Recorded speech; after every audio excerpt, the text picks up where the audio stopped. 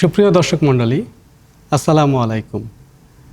বিশ্বকাপ এখন প্রবেশ করেছে সবচেয়ে রোমাঞ্চকর অধ্যায়ে, রাউন্ড অফ 32-তে। স্বাগতম সবাইকে আরসিটিভি আয়োজিত আজকের ম্যাচ বিশ্লেষণ টকশোতে। অনুষ্ঠানের পৃষ্ঠপোষকতায় রয়েছে আনান সিটি, সাথে আমি আছি হামিদুল ইসলাম, সাবেক খেলোয়াড়। আর আমি মাইশা মালিহা। আজকে আমাদের সাথে অতিথি হিসাবে উপস্থিত আছে মোহাম্মদ শহীদ সরকার, অতিরিক্ত পরিচালক, রংপুর গ্রুপ, এবং তানভীর আশরাফি, সংগঠক। আজ থেকে প্রতিটি ম্যাচ শুধু একটি ম্যাচ নয়, বরং একটি দেশের স্বপ্ন বাঁচিয়ে রাখার গল্প। এখানে ভুলের সুযোগ খুবই কম। একটি গোল, একটি সিদ্ধান্ত, একটি মুহূর্ত বদলে দিতে পারে পুরো টুর্নামেন্টের সমীকরণ। এখান থেকেই শুরু হচ্ছে প্রকৃত নকআউট যুদ্ধ। যে দল জিতবে চলে যাবে শেষ 16, আর যে দল হারবে তাদের বিশ্বকাপ যাত্রার ইতি ঘটবে। আজ আমরা বিশ্লেষণ করব রাউন্ড অফ 32-এর কিছু গুরুত্বপূর্ণ ম্যাচ নিয়ে। কোন দল কতটা প্রস্তুত এই যুদ্ধের জন্যে, দলগুলোর কৌশল, খেলোয়াড়দের পারফরমেন্স, এবং কোন দল কতটা প্রস্তুত নকআউটের এই কঠিন পরীক্ষার জন্য। তাহলে আর দেরি না করে শুরু করা যাক আমাদের আজকের আলোচনা। শুরুতে যেতে চাই দুইজন গেস্টের কাছে জানতে চাই, কাগজে কলমে ব্রাজিল এই ম্যাচে সামান্য হলেও এগিয়ে থাকবে, কিন্তু জাপান যে খেলাটি প্রদর্শন করেছে বিশ্বকাপে, দর্শকদের মন জয় করেছে, এই ম্যাচে জাপান ব্রাজিলকে কতটা চ্যালেঞ্জ দিতে পারে বলে মনে করছেন? অসংখ্য ধন্যবাদ। চমৎকার একটি প্রশ্ন। আজকে আমরা স্টুডিওতে বসে আছি এবং সর্বপ্রথম আমি ধন্যবাদ জানাই রংপুর গ্রুপের অঙ্গ প্রতিষ্ঠান আনান সিটিকে এবং আরসিটিভিকে স্টুডিওতে আজকে আমাদের বিশ্বকাপ পরবর্তী বিশ্লেষণ বিষয়ক এই টকশো অনুষ্ঠানে অংশগ্রহণ করবার জন্য। তা আমি উপস্থাপককে একটু আপনাকে আমি শুভেচ্ছা জানিয়ে বলতে চাই যে আজকের কিন্তু একটি হট নিউজ। এই হট নিউজ হচ্ছে আজকে বাংলাদেশ সময় কিন্তু রাত্রি 11টায় ব্রাজিল এবং জাপানের খেলা কিন্তু অনুষ্ঠিত হতে যাচ্ছে। দর্শক, আপনারাও জানেন যে ব্রাজিল কিন্তু এই বিশ্বকাপে ইতিমধ্যে কিন্তু তারা এই সুপার 32-এ কিন্তু তারা গ্রুপ চ্যাম্পিয়ন হিসেবে তারা অংশগ্রহণ করতে যাচ্ছে। আর পক্ষান্তরে কিন্তু জাপান, তারাও একটি গ্রুপ থেকে, এফ গ্রুপ থেকে তারা আজকে রানার আপ হয়ে কিন্তু প্রতিদ্বন্দ্বী দল ব্রাজিলের সঙ্গে প্রতিদ্বন্দ্বিতা করতে যাচ্ছে। নিঃসন্দেহে বাংলাদেশ এবং এশিয়া মহাদেশের অনেক দেশেই ব্রাজিল অনেক ফ্যান রয়েছে এবং আজকে কিন্তু ব্রাজিল সমর্থকরা কিন্তু অনেকটা সোচ্চার দিন থেকে যে আজকের সেই কাঙ্ক্ষিত গোল, কাঙ্ক্ষিত ফল, কাঙ্ক্ষিত সেই পারফরমেন্সটাকেই উপভোগ করবে, এটি কিন্তু আজকের একটি হট কেক বলা যায়।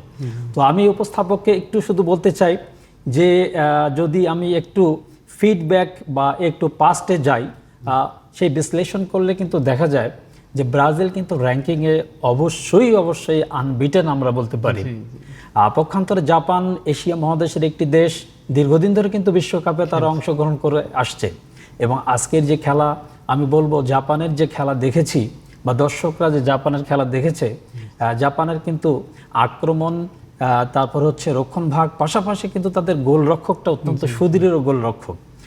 আর আপনার আরেকটি প্রশ্ন ছিল যে কাগজে কলমে ব্রাজিলের অবস্থান। আসলে ক্রীড়া বা ফুটবল কখনো কাগজে কলমে না, এটি একটি প্র্যাকটিক্যাল বিষয়। কারণ মাঠের চিন্তা চেতনা, দর্শকদের চিন্তা চেতনা আর টিভি স্ক্রিনের চিন্তা চেতনা, এটা কিন্তু সবসময় একটা ডিফারেন্স থেকে যায়। আমি একটু অ্যাড করতে চাই আপনার সাথে, যে আমরা জেনেছি যে জাপান দলের তাদের সাথে কিন্তু 25টা অ্যানালাইসিস্ট আছে, তারা কিন্তু ইউনিভার্সিটির স্টুডেন্ট। তারা এই বিশ্বকাপের খেলাটা প্রতিটা দলের যে তাদের পর্যালোচনা করছে, কোথায় এগেনস্ট টিমের দুর্বলতা, তারা সেগুলো নিয়ে কাজ করছে এবং সেটার ইম্প্যাক্ট কিন্তু আমরা জাপানের খেলায় দেখতে পাচ্ছি যে প্রতিটা ম্যাচে কিন্তু তারা বিপক্ষ দলকে কিন্তু যথেষ্ট ভোগাচ্ছে আর কি বিষয়গুলি নিয়ে। তো সব কিছু মিলে আসলে জাপান আজকে ব্রাজিলের জন্য কঠিন প্রতিপক্ষই হবে বলে মনে করছি। বাকিটা এখন সামনে দেখার বিষয়। না, তা অবশ্যই। স্টুডিওতে কিন্তু আমার আরও একজন বড় ভাই আছেন, সেলিব্রিটি, এবং আমরা দেখতে পাচ্ছি যে আর্জেন্টিনার আর্জেন্টিনার একজন ফ্যান জি এবং উনি আমাদের কিন্তু রংপুরের একজন পরিচিত মুখ সংগঠক। তো আমার মনে হয় তানভীর ভাই আমার সঙ্গে একমত হবেন। আসলে বর্তমান যে সুপার 32 হতে যাচ্ছে এটা আসলে অত্যন্ত চ্যালেঞ্জিং। এই 32টি দলের জন্যই কিন্তু সুপার 16-এ যে তারা যে যাবে এটা কিন্তু আসলে চ্যালেঞ্জিং ইস্যু। আপনার যে প্রশ্নটা ছিল, আসলে আমরা সম্প্রতি সোশ্যাল মিডিয়া বিভিন্নভাবে কিন্তু আমরা এআই প্রযুক্তির যুগে আমরা তান্ত্রিকতা বিভিন্ন বিষয়ে কিন্তু শুনতে পাচ্ছি যে প্রেডিকশন। জি আসলে আপনি দেখেন বিগত বিশ্বকাপগুলি যদি একটু পর্যালোচনা করেন, কাতার বিশ্বকাপ, এরপরে ফিফা, মেক্সিকো, বিভিন্ন যে দেশে যে বিশ্বকাপ অনুষ্ঠিত হয়েছে সেখানে কিন্তু প্রেডিকশন করা হয়েছে। একটি সময় কিন্তু অক্টোপাসও কিন্তু প্রেডিকশন করেছিল।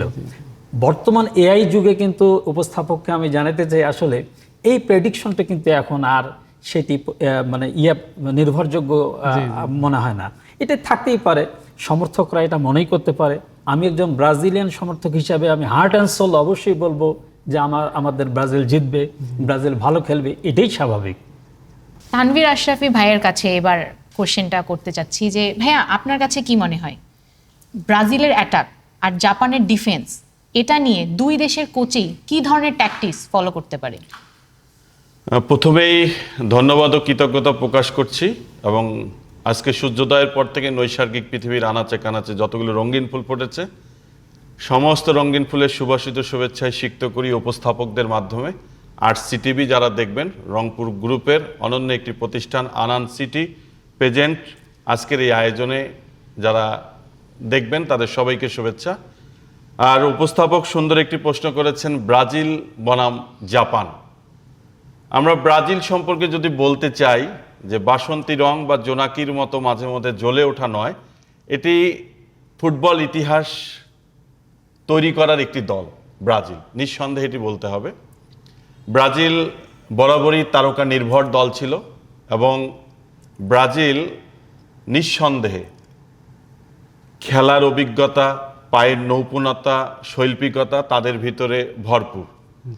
কিন্তু ব্রাজিলের ছন্দপতন আমরা দেখেছি যে আর্জেন্টাইন ভক্ত হিসেবে আমরা প্রত্যাশা করেছিলাম যে 3টা ম্যাচেই তারা জয়লাভ করবেন, কিন্তু 2টা ম্যাচে তারা জয়লাভ করেছেন, একটিতে ড্র করেছেন। তারপরেও শুভকামনা ব্রাজিলের জন্য। ব্রাজিল যদি বিশ্বকাপে না থাকে তাহলে বিশ্বকাপের যে উন্মাদনা, সেই উন্মাদনাটা কিন্তু একেবারে ফিকে হয়ে যাবে, যে চায়ে চিনি না থাকার মতো হয়ে যাবে, ডায়াবেটিস রোগীর মতো হয়ে যাবে বিশ্বকাপটা। তা আমরা সেটা চাই না, যে গ্রুপ পর্ব থেকে বের হয়ে বর্তমান 32-এ অবস্থান করছে, তারপরে 16-তে যাক, এটি আমরা প্রত্যাশা করি। আর জাপান নিঃসন্দেহে একটা সুসংগঠিত দল এবং তারা আমার শ্রদ্ধেয় বড় ভাই যেটি বলেছেন যে অবশ্যই তারা পুঙ্খানু খেলাটাকে অনুধাবন করে, অঙ্ক কষে এবং মাঠেও খেলে। আমরা চাই একটা সুন্দর শৈল্পিক খেলা আজকে সবাই উপভোগ করব। ব্রাজিলের সমর্থক সহ অন্যান্য দলের সমর্থক যারা আছেন বা যারা ফুটবলকে ভালোই বাসেন না, বিভিন্ন সময় বিভিন্ন মন্তব্য আসছে আকাশে বাতাসে বা বিভিন্ন মিডিয়ায়, তাদেরকেও আমি বলবো খেলাটা উপভোগ করবার জন্য। অবশ্যই শুভকামনা রইল দুই দলের জন্য। আর আমার উপস্থাপক বোন যেটি বলেছিলেন যে কোচ, অবশ্যই ব্রাজিলের যিনি কোচ তিনি অনেক মেধাবী সম্পন্ন এবং অনেক অভিজ্ঞতা সম্পন্ন, জাপানও কিন্তু কম নয়। তবে আমরা অপেক্ষায় আছি যে আজকে ব্রাজিল ভালো করুক। রংপুর শহরে নিরিবিলি ও মনোরম পরিবেশে অবস্থিত রংপুর গ্রুপের প্রিমিয়াম আবাসন প্রকল্প আনান সিটিতে নগদ মূল্য ও সহজ কিস্তিতে প্লট এবং কন্ডোমিনিয়াম অ্যাপার্টমেন্ট বিক্রয় চলছে। ভাইয়া, এবারের বিশ্বকাপের সবচেয়ে চমকপ্রদ দল যদি আমরা বলি সেটা হবে কেপ ভার্দে। কেপ ভার্দের এগেনস্টে বেস্ট অফ 32 এটাতে খেলতে যাচ্ছে আর্জেন্টিনা। আপনার কি মনে হয় কেপ ভার্দের সব থেকে বড় স্ট্রং পয়েন্ট বা শক্তির জায়গা কোনটি হতে চলেছে? দেখেন, পৃথিবীতে অনেকগুলো দেশ, প্রত্যেকটা দেশেই ফুটবল খেলে।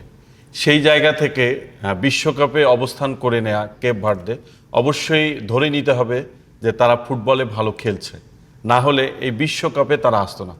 সেই সাথে সাথে গ্রুপ পর্বের খেলা বাদ দিয়ে এই যে 32-এ অবস্থান করে নেয়া, অবশ্যই এটাকে আমরা মনে করি যে কেপ ভার্দের সফলতা। তারা ভালো খেলেছে বিধায় আজকে 32-এ এসেছে। আর আমি যদি আমার ভাষায় বলি যে শ্রাবণের মেঘগুলো যেমন জড়ো হয়ে আকাশে, ঠিক আকাশী রঙের এই জার্সি বর্ণিল সাজে কিন্তু সমগ্র বিশ্ব জুড়ে কিন্তু আজ একত্রিত হয়েছে। ঠিক তেমনিভাবে ধনে ধন্য পুষ্প ভরা লাল সবুজের প্রিয় বাংলাদেশের প্রায় মানুষই কিন্তু আর্জেন্টিনার ভক্ত। এমনকি আমি দেখি যে আমার ঘরে জন্ম নেওয়া বাচ্চাটি সেও চিৎকার দেয় আর্জেন্টিনা আর্জেন্টিনা করে। তা সে আর্জেন্টিনার জন্য শুভকামনা। আর্জেন্টিনা তো সুপার হিট দল এবং র্যাঙ্কিংয়ে 1 নম্বরে অবস্থানে আছেন। আর মানুষের মুখে একটি কথা ছিল যে মেসি ছাড়া নাকি আর্জেন্টিনা রাইট, কি বলবো ওটা? অসম্পূর্ণ। অসম্পূর্ণ। এটা আসলে তো সেটি আসলে এটা আসলে গতকালকে বলা যায় টুর্নামেন্টে তার আগমনটা 16 কলাপূর্ণ আর কি। এটা না, গতকালকে কিন্তু তাদের মুখে ছাই পড়েছে যারা এই কথাটি বলতো যে মেসি ছাড়া নাকি আর্জেন্টিনা ফিকে। তো এটি একেবারেই মিথ্যা প্রমাণিত হয়েছে। আর্জেন্টিনার পুরো দল এবং দলের বাইরেও যারা অবস্থান করেন তারাও যদি মাঠে নামে তারাও ভালো খেলবে। আর আর্জেন্টিনার জন্য তো প্রাণবন্ত শুভেচ্ছা থাকবে এবং প্রত্যাশা করি আর্জেন্টিনা 3-0 গোলে জয়লাভ করুক কেপ ভার্দের বিরুদ্ধে। আর কেপ ভার্দে আগামীতে আরো ভালো করুক এই প্রত্যাশা রইল। এইখানে একটু তানভীর ভাই আমি আপনার সঙ্গে একটু করতে চাই। সেটা আসলে ফুটবল বা খেলা আসলে প্রতিদ্বন্দ্বী দল বা বিপক্ষ দলদের মধ্যে একটা সাংঘর্ষিকতা সবসময় থাকবে। আমি সেদিকটাই যেতে চাচ্ছি না। তবে আমরা বিশ্লেষণে দেখি আসলে যে আর্জেন্টিনা কিন্তু বরাবরই যে সুপার 32-এ যে তাদের আগমন ম্যাক্সিমামে কিন্তু পেনাল্টি দিয়েই কিন্তু আমরা দেখলাম যে তাদের আবির্ভাব ঘটেছে এই বিশ্বকাপে। এই বিষয়ে আসলে তানভীর ভাই আপনি একটু আমাদের যদি একটু বলেন। আচ্ছা, এই কথা বলার জন্য হয়তোবা বলা প্লান্টি অনেক দল কিন্তু ট্রাইব্রেকারে গিয়েও কিন্তু প্লান্টি শটে কিন্তু মিস করে। তাহলে এই জায়গায় খেলার মধ্য দিয়ে প্লান্টি করুক আর যেটাই করুক আর্জেন্টিনা কিন্তু জয়লাভ করছে তার নান্দনিক এবং শৈল্পিক এবং টিম ম্যানেজমেন্টের মধ্য দিয়ে। আপনি দেখবেন যে এদের খেলাটা হচ্ছে একটা ছন্দময় খেলা, ছন্দ পতনের খেলা কিন্তু না। আরেকটা জিনিস খেয়াল করবেন শ্রদ্ধেয় বড় ভাই, আপনি যেটি বলেছেন যে প্লান্টি, অতএব আর্জেন্টিনার যারা তারকা তারা যখন এদিকে ঢোকে ডি বক্সের দিকে ঢোকে তাদেরকে কি পরিমাণ আক্রমণ করা হয় যে একটা দল প্লান্টি পাচ্ছে। তাহলে আর্জেন্টিনা তো চায় না প্লান্টি, আর্জেন্টিনা তো খেলেই গোল করতে যায়, কিন্তু তাদেরকে এমনভাবে আক্রমণ করা হয় যে তারা রেফারি বাধ্য হয়ে কিন্তু প্লান্টিটা দিচ্ছেন। তো যাই হোক, এতে প্রমাণিত হয় যে আর্জেন্টিনা খেলছে ভালো, তাদের উপর আক্রমণটা করা হচ্ছে। তারপরে আর্জেন্টিনা হাসি মুখে খেলছে এবং আগামীতেও খেলবে। আর সব কথার এক কথা, আপনি একটা জিনিস খেয়াল করবেন, রেফারির পকেটে কিন্তু খুব বেশি হাত দিতে হয় না যখন আর্জেন্টিনা খেলে, কারণ তারা ওই ধাক্কি মারামারি উষ্টা খেলা বা একটু টোকাটুকি খেলা এই জিনিসটা কিন্তু তারা করেন। অন্য দল দেখবেন বারবার কিন্তু রেফারি হলুদ বের করে, লাল বের করে, এটা কিন্তু আসলে আর্জেন্টিনার খেলায় কিন্তু হয় না। আর্জেন্টিনা 90 মিনিট এবং এক্সট্রা যদি আরো 5-10 মিনিট পেয়ে থাকে, পুরো খেলাটাই মনে হয় একটা শৈল্পিকতা, একটা ছন্দময় খেলা, মানে চোখের সামনে একটা নান্দনিকতা, গানের সুরের মতো, রুনালালা বা সাবিনা ইয়াসমিনের সুরের মতো যেন খেলাটা চোখে ভাসছে আর কি। তো যাই হোক, শুভকামনা রইল। আর অবশ্যই আমি বলবো শ্রদ্ধেয় শহীদ ভাইকে যে আপনার প্রেমময় সাদা কালো চোখের ফ্রেমে আর্জেন্টিনার খেলাকে আপনি হৃদয়ের গহীন থেকে উপভোগ করবেন। ধন্যবাদ আপনাকে। আমি একটু দুজন গেস্টের কাছে জানতে চাচ্ছি প্রেডিকশন নিয়ে আর্জেন্টিনা কেপ ভার্দের গোল সংখ্যা কেমন হতে পারে।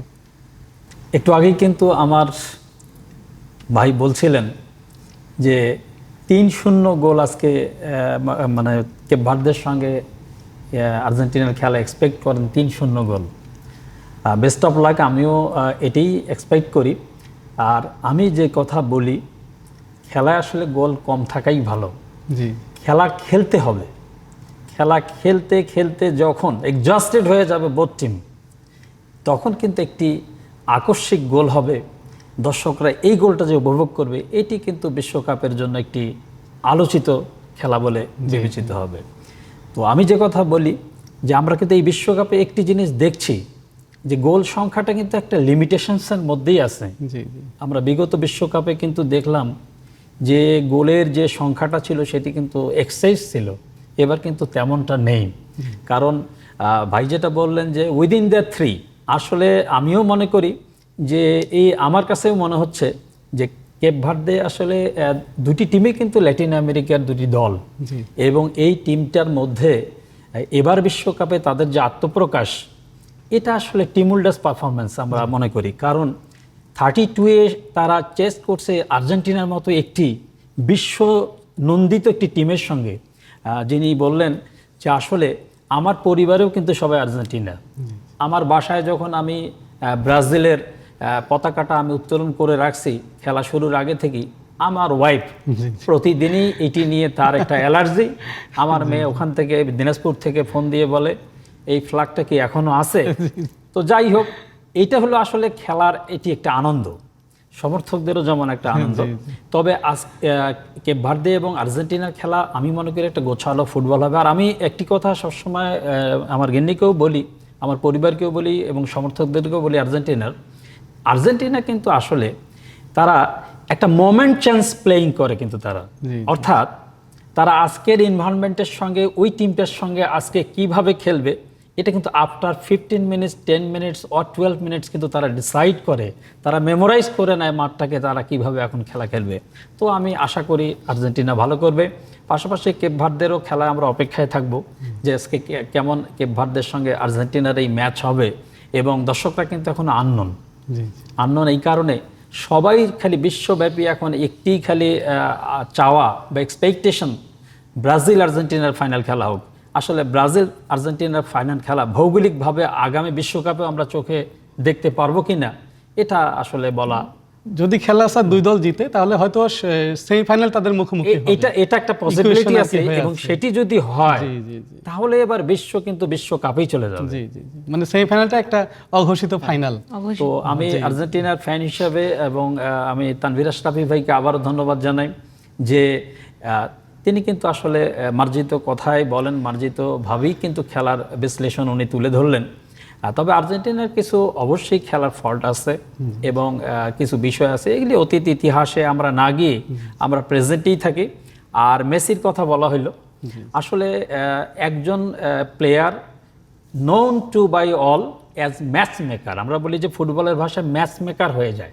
মেসি নিঃসন্দেহে টিমের একজন ম্যাচ মেকার। মেসি যখন নামে দর্শকদের হাততালি বাড়ে, মেসি যখন ফুটবল নিয়ে আক্রমণ ভাগে যখন আক্রমণ করে তখন সমর্থক, কোচ, প্লেয়ার সবার মধ্যে কিন্তু একটা উত্তেজনা জাগ্রত হয়। পাশাপাশি আমরা ব্রাজিলিয়ান হিসেবে বলতে পারি নেইমার জুনিয়র। নেইমার আসলে বিভিন্ন কারণে ফিজিক্যাল একটু ডিসএবিলিটি এবং ইনজুরির কারণে নেইমার সেই পারফরমেন্স থ্রো করতে পারছে না বিশ্বকাপে। তবে দলের অভিভাবক হিসেবে মেসির পাশাপাশি নেইমারও কিন্তু একই ভূমিকা পালন করছে। তা আমরা সবার জন্যই প্রত্যাশা, শুভকামনা করি যে এটাই আমরা যেন সুন্দর বিশ্বকাপ উপভোগ করতে পারি। জার্মানির অভিজ্ঞতা এবং প্যারাগুয়ের অ্যাটাক, ডিফেন্স সব মিলে কি মনে হয় কোন দল বেশি আধিপত্য বিস্তার করবে মাঠে? এই পোস্টের উত্তরের চাইতে আমার কাছে যেটি ভালো লাগবে দিতে সেটি হচ্ছে যে জার্মানি তো বিশ্ব চ্যাম্পিয়ন দল নিঃসন্দেহে, এবং জার্মানির একটা অভ্যাস বলেন আর বদ অভ্যাস বলেন, সেটা হচ্ছে এই যে 7 আপ। আমরা কিন্তু চাই নাই যে 7 আপ বানাও। এবারও বিশ্বকাপে কিন্তু 7 দিয়ে সারা শুরু করলো এবং ব্রাজিলকেও কিন্তু 7 দিয়ে মানে পচাইলো বা 7 আপ তুলে দিল, যেটাই হোক। জার্মানি অবশ্যই একটা সুসংগঠিত দল এবং প্যারাগুয়েকেও কোনোভাবেই বাদ দেওয়া যাবে না, তারাও খুব ভালো খেলে। উভয় দলের জন্যই শুভকামনা। আর জার্মানির জন্য আমিও শুভকামনা রাখি এই কারণে, কারণ আমার একেবারেই স্নেহধন্য ছোট বোন রেহানা পারভিন সুমি গ্রুপের আমি চেয়ারম্যান, আমাদের যে অঙ্গ প্রতিষ্ঠান তাওহিদ হাউজিং রয়্যালটি মেগামল, তো তার নামে আমার ছোট বোন সুমি, সে ডাইহার্ট ফ্যান হচ্ছে জার্মানির। তো জার্মানির জন্য অবশ্যই আমার পক্ষ থেকে শুভকামনা রইল। এবং সেই সাথে আপনারা জানেন যে রংপুর সরকারি কলেজের সাবেক ভিপি ছিলেন মাসুদ নইমুন্না, আমার ডাইরেক্ট নেতা, তিনিও একসঙ্গে আমরা ঢাকায় একটি হোটেলে ছিলাম জার্মানির খেলা যেদিন। আমাদের একটা প্রোগ্রাম ছিল কিন্তু তিনি বের হচ্ছেন না। জার্মানির খেলায় এই মনে তার হার্ট অ্যাটাক হয়, এই আবার স্বস্তি ফিরে আসে, এই রকম একজন ডাইহার্টস ফ্যান। তো এই মুন্না ভাই এবং আমার ছোট বোন রেহানা পারভিন সুমির জন্য আজকে জার্মানির জন্য আমার এই বিশ্বকাপের শুভকামনা রইল। আপনার তাহলে জার্মানির জন্য আসলে একটা সফট কর্নার আছে। সফট কর্নার আছে। আমরাও জার্মানি, প্যারাগুয়ে দুটি দলকেই শুভকামনা জানাই। তারা দুটি দলই ভালো খেলুক, এটাই আমরা আশা করি। না, এখানে কিন্তু তানভীর ভাই যে প্যারাগুয়ে সম্পর্কে বলতে হয়, আপনি বিগত বিশ্বকাপগুলো একটু চিন্তা করেন, প্যারাগুয়ে কিন্তু কয়েকবার সেকেন্ড রাউন্ডে কিন্তু Second round এ, জি, ছিল জি, এবং খুব ভালো খেলে তারা। খুব ভালো খেলে এবং তাদের যে স্ট্যামিনাটা, তাদের যে প্লেয়ারদের যে স্ট্যামিনা, এটা কিন্তু আসলে দেখবেন যে তাদের প্লেয়ার স্ট্যামিনাটা অনেকটা সুসংগঠিত। সুসঙ্গ।